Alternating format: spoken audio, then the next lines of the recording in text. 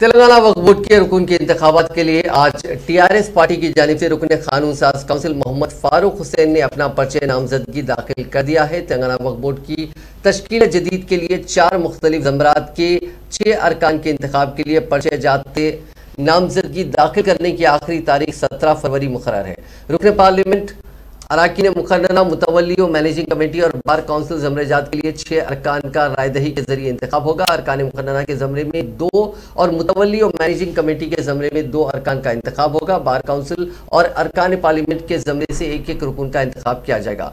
अरकान मुकर्ररा ज़मरे में असम्बली और काउंसिल से एक रुकन का इंतखाब करने के लिए हुकूमत हिकमत अमली तैयार कर रही है। टीआरएस पार्टी फारूक हुसैन को इस ज़मरे से उम्मीदवार बना चुकी है।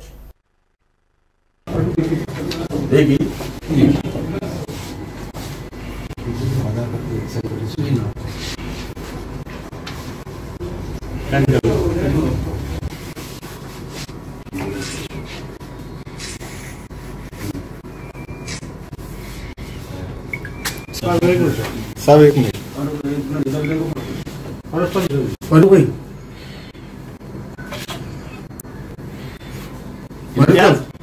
इम्तियाज है। अच्छा सारी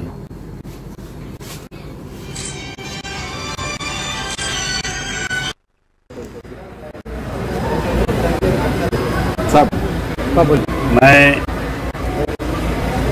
सबसे पहले अल्लाह ताला का शुक्रिया अदा करना चाहता हूँ। मैं मेरे क़ाइद जनाब केसीआर साहब का ज़िंदगी भर शुक्रिया अदा करूँगा दिल की गहराइयों के साथ, क्योंकि मुझे आज 16 तारीख को